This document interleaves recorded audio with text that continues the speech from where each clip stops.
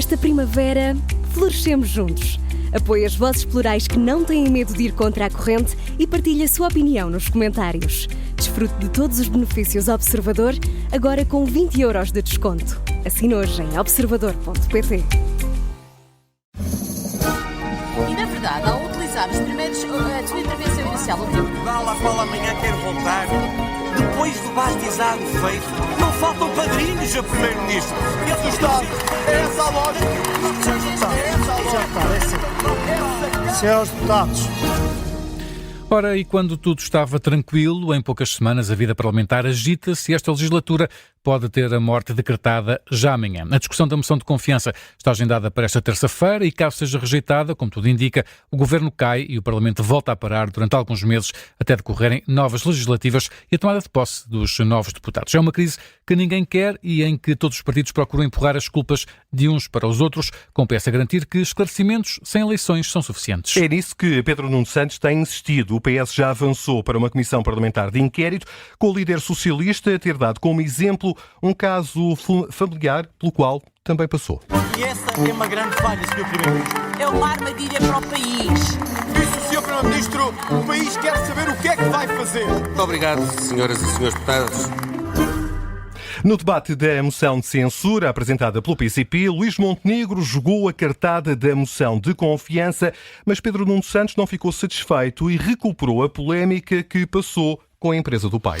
Foi quando era Ministro das Infraestruturas. O Observador deu conta de que Pedro Nuno Santos mantinha uma participação na empresa detida pelo pai e outro sócio, a Tecmacal, é uma empresa da indústria do calçado ou da marroquinaria, como Pedro Nuno Santos ia procurando explicar na altura. O líder do PS, na altura ainda Ministro das Infraestruturas, tinha na altura uma pequena cota de 0,5%, que lhe tinha sido, aliás, dada pelo próprio pai, e foi esse o caso que deu polémica no final de 2022, que Pedro Nuno recuperou no frente a frente com Luís Montenegro na moção de censura apresentada pelo PCP. E o líder do PS aproveitou para recordar aquela que foi a postura do PSD na altura. O parlamentar do PSD fez um vídeo com várias notícias sobre como comprei ou paguei a minha casa em Lisboa, sobre o IMI que pagava na casa do Alentejo, determinada pelas finanças, sobre as ajudas de custo que recebi enquanto tinha a minha vida sediada em Lisboa. Sabe, Sr. Primeiro-Ministro, durante a campanha tive que responder a essas questões todas. São usadas como memes nas caixas de comentários. Foram usadas pelo PSD para fazer um vídeo. Sabe porque é que nenhuma dessas questões foi um problema político para mim? Porque eu respondi a todas elas de forma cabal. Pedro Nuno Santos a recordar os casos que passou enquanto desempenhou funções de Ministro e de Deputado, com críticas à postura que o PSD teve na altura. Ora, à época, o deputado André Coelho Lima dizia que o PS tinha um problema com a lei das incompatibilidades, problema que agora vai estando às costas de Luís Montenegro. Sendo que o Ministério Público, Miguel, acabou por dar razão a Pedro Nuno Santos, que podia deter uma pequena participação sem pôr em causa os contratos que a empresa tinha com o Estado. Foi 4 meses depois das primeiras notícias. O Ministério Público, junto do Tribunal Constitucional, considerou que Pedro Nuno Santos não incorreu em nenhuma situação ilegal quando a empresa que detinha com o pai fez contratos públicos. A decisão foi tomada com base num parecer que tinha sido emitido previamente, depois de um pedido de outra ministra, Ana Brunhosa. Pedro Nuno Santos disse na altura que estaria disponível para cumprir qualquer sanção que o Tribunal determinasse, mas não foi preciso. Ora, neste caso, só existiria um problema se a entidade pública que tivesse feito contratos com a empresa do pai de Pedro Nuno fosse tutelada pelo, na altura, Ministro das Infraestruturas, o que não aconteceu. Foi, aliás, isso que Pedro Nuno Santos disse numa comissão parlamentar em que foi explicar o caso e em que rematou dizendo que não queria saber da empresa. Eu não tenho qualquer participação na vida da empresa, não tenho nenhuma participação na vida da empresa, nem na gestão, nem nas suas decisões, não é... Estive lá, saí da empresa e não tenho atividade na empresa, não sigo a sua atividade. Nem sigo, nem tenho como seguir, nem quero seguir, não me interessa, mas tenho uma participação simbólica, que foi aquela que o meu pai deu a mim e deu à minha irmã, 0,5%. Mas apesar destas justificações, Miguel, Pedro Nuno Santos acabou mesmo por se desfazer desta pequena participação encerrando definitivamente o caso. Não há melhor forma de evitar o problema do que desfazer-se desta cota, apesar de já ter existido essa questão do Ministério Público ter ilibado, digamos assim, Pedro Nuno Santos, mas um ano depois das primeiras notícias do Observador, Pedro Nuno acabou mesmo por ceder a cota que tinha na Tec Macal. Isso ficou a saber-se quando foi publicado o registro de interesses do deputado Pedro Nuno Santos, que já não tinha essa participação na empresa. Pedro Nuno que acabou por não ter nenhum problema, mas este caso é em tudo diferente de Luís Montenegro e foi isso que o secretário-geral do PS procurou demonstrar agora neste debate da moção de censura. Estamos a falar de uma empresa que caminha para as 5 décadas, 50 anos de existência. Não foram criadas por mim. Têm pavilhões, clientes, fornecedores, têm site. O número de telefone de site não é o do meu pai. É uma empresa, a sério. Mas sabe, Sr. Primeiro-Ministro, qual é a grande diferença? É que essa empresa não é minha, nem da minha mulher, nem do meu filho. É do Sr. Américo Santos e do Sr. Fernando Laranjeira.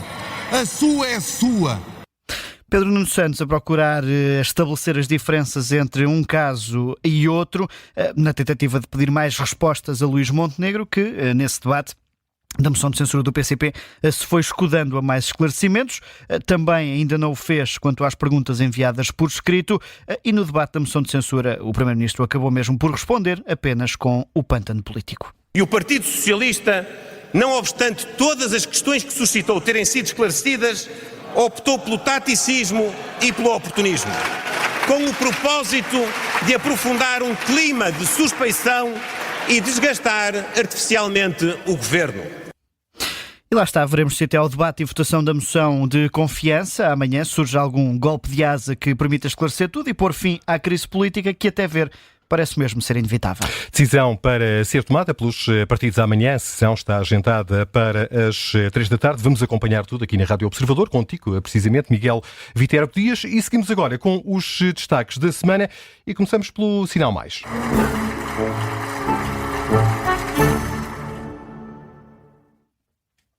E esta semana destacas pela positiva o líder da Iniciativa Liberal, Rui Rocha. Porquê? Pois, boa pergunta, Miguel. Vou entrar no modo autojustificativo. É que foi difícil encontrar um titular para esta pasta, por isso juntei aqui vários critérios.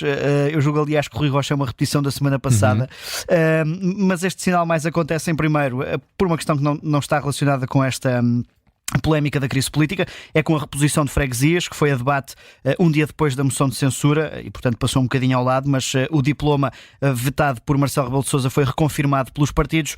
Os liberais, nesta matéria, têm sido os únicos que são contra e, portanto, acaba por ser de destacar essa posição que até é um bocadinho contrária às eleições autárquicas e por isso é que o PSD recuou. O Observador deu conta de que Hugo Soares tentou um acordo com o PS para que não se reconfirmasse este diploma, mas como o PS disse mesmo que ia avançar, o PSD também validou esta reconfirmação. Os liberais não, mantiveram-se onde estavam, fiéis àquilo que pensavam desde o início. Também porque no que toca à crise política, nenhum partido quer eleições, não é o que todos dizem, ninguém quer crises políticas, ninguém quer ir às urnas. A Iniciativa Liberal, como não quer, vai votar a favor da moção de confiança e, portanto, vai fazer o que lhe compete. Tem sido muito referido a tática e a chicana política dos vários partidos, os que interessam a ir a eleições, os que querem fugir a ir a eleições. Os liberais, pelo menos aqui, vão afirmando que, não querendo ir a eleições, viabilizam a moção de confiança. Claro está que a justificação é o interesse nacional, mas também porque, do ponto de vista eleitoral, pode não ser muito benéfico, mas pelo menos assumem frontalmente essa posição. Ora então, o líder da Iniciativa Liberal é o destaque pela positiva. Vamos agora ao deputado com sinal menos.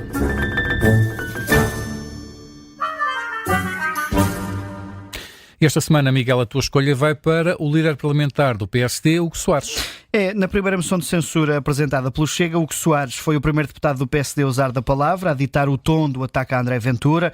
Montou até aquela cenografia de pôr 15 deputados do PSD a falar de forma consecutiva sobre iniciativas do governo, mas as coisas mudaram em apenas 12 dias. Da primeira para a segunda moção de censura, Hugo Soares ficou em silêncio durante 3 horas, usou da palavra apenas na parte final e com argumentos que, apesar de continuar a repeti-los, continuam sem fazer muito sentido. Chegou até a comparar o pagamento de jantares entre um casal como um exemplo de alegadas incompatibilidades e continua também a insistir em comparar o Colégio Moderno da família Soares ou o Expresso de Francisco Pinto Balsemão com uma consultora criada por Luís Montenegro para manter a meia dúzia de clientes em serviços de proteção de dados. São casos incomparáveis. O Soares quer chegar ao ponto de que outros primeiros-ministros detiveram empresas e continuaram a tê-las, mas é mesmo impossível comparar, pelo menos, estes exemplos que o líder parlamentar do PSD escolheu. E nesta mais uma semana monotemática, seguimos agora com a agenda dos próximos dias. O debate da moção de confiança está marcado para amanhã, mas há mais destaques relacionados com esta crise política. Há duas audições que acontecem também amanhã e que estão na gênese desta crise. A primeira está marcada para as 11h30 da manhã e é com a Presidente da Entidade para a Transferência, Ana Raquel Muniz. A audição é na Comissão de Poder Local e é sobre o caso de Hernani Dias e da Lei dos Solos, mas a audição acontece numa altura em que a Entidade para a Transparência já diz estar a verificar a declaração do Primeiro-Ministro e em que Luís Montenegro pediu diretamente uma espécie de auditoria ao registro de interesse e por isso essas perguntas vão surgir certamente. Há curiosidade nas respostas de uma entidade que tem sido, como se costuma dizer, mais papista do que o Papa naquilo que é a sua área de influência e capacidade de ação.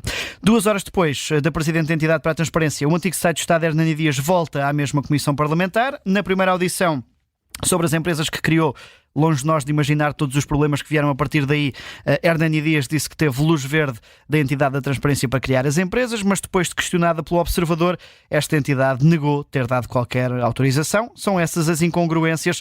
O alvo desta segunda audição é Hernani Dias, que agora também já assumiu o lugar de deputado do PSD e horas depois desta audição vai estar na discussão da moção de confiança. Terminamos, aliás, com isso.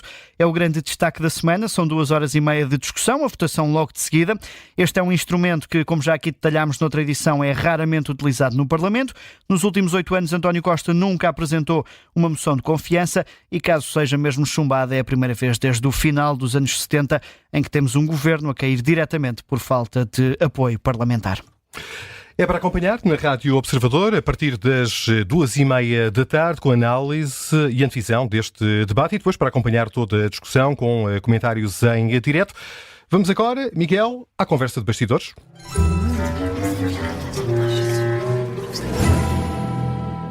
Neste caso é mais de gabinetes, porque o assunto que trazes são as perguntas que os deputados podem colocar aos vários ministérios e ao gabinete do Primeiro-Ministro e a dificuldade que existe muitas vezes para obter respostas. O Hugo Soares tem apontado o dedo ao PS por não ter colocado perguntas ao Primeiro-Ministro sobre o que quer ver esclarecido no caso da Spinum Viva. Fala de perguntas por escrito, porque o PS tem colocado várias nos debates. O Chega foi o primeiro a enviar questões para o gabinete de Luís Montenegro. Seguiu-se depois o Bloco de Esquerda e a Iniciativa Liberal. Esta possibilidade de enviar perguntas existe formalmente através da Assembleia da República, está na lei e no regimento e, por norma, dá sempre um número de trica política por ano, com o número de perguntas que ficaram sem resposta por parte dos gabinetes dos primeiros ministros. O Governo vai fazendo gala das que respondeu, os partidos da oposição vão puxando pela falta de respostas, acontece com todos. Nesta legislatura foram colocadas 1.174 perguntas através da plataforma do Parlamento, é um número que vem em linha de conta com a legislatura anterior, em que em 2 anos o Governo de António Costa teve que responder a 2.417 perguntas. No balanço que existe até ao momento, feito pelo Ministro dos Assuntos Parlamentares, Pedro Duarte, foi na altura da discussão do Orçamento de Estado, portanto em outubro, o Governo tinha respondido a 72% das perguntas enviadas, com outras 168 questões a estarem ainda dentro do prazo de resposta. Sendo que, apesar de existir um prazo para o Governo responder aos deputados, que é de 30 dias, não existe propriamente uma sanção para os gabinetes que, porventura, falhem estes prazos. E por isso, não é? Há bom português, se não há uma multa, não há uma penalização, não há um puxão de orelhas, nada acontece. A única coisa é que mensalmente é publicado um mapa de perguntas que não foram respondidas, depois de ultrapassado o prazo de 30 dias. As perguntas escritas, enviadas através desta plataforma do Parlamento, acabam por ser um instrumento pouco efetivo, mais utilizado para que cada deputado possa ir procurando respostas a problemas locais para mostrar serviço, porque as respostas dadas também pelos gabinetes, as que são dadas, são quase sempre demasiado genéricas. E no plano de ação que António Leitão Amar acabou por mostrar involuntariamente naquele papelinho que foi fotografado, o Governo, é mais uma das originalidades dos episódios dos últimos dias, o Governo tem previsto responder às perguntas colocadas pelos partidos sobre o caso Spinum Viva em tempo recorde. Sim, embora até ver ainda não tenham surgido essas respostas, mas estava lá naquela folha A4, manuscrita por Leitão Amaro, a resposta do Gabinete do Primeiro-Ministro às perguntas colocadas pelos vários partidos. Há outros pontos que, por exemplo, já se estão a cumprir. A entrevista às televisões vai ser hoje à noite. O Conselho de Ministros para mostrar a iniciativa política já foi na sexta-feira e também hoje. As respostas às perguntas dos partidos iam acontecer também no arranque desta semana. Ora, Luís Montenegro até podia ter aproveitado o debate da moção de censura, mas acabou por remeter as respostas por escrito. Ora, hoje, segunda-feira, o PS já deu formalmente entrada do requerimento para constituir a Comissão Parlamentar de Inquérito, pelo que, quaisquer que sejam as respostas que Montenegro der, já não evitam esse instrumento. Claro é que, se a moção de confiança for aprovada, as iniciativas desta legislatura caem e, se Pedro Nuno e o PS mantiverem mesmo a intenção de avançar com a Comissão de Inquérito, terão que o propor novamente quando o novo quadro parlamentar tomar posse, algures lá para junho. E chegamos ao fim dos Passos Perdidos, que estão de regresso, como sempre, na próxima segunda-feira. Pode também ouvir a qualquer momento em podcast. E na verdade, ao utilizar os primeiros a sua intervenção inicial, Portugal, à qual amanhã quer voltar, depois do batizado feito, não faltam padrinhos a primeiro-ministro. É essa a lógica. Senhores deputados,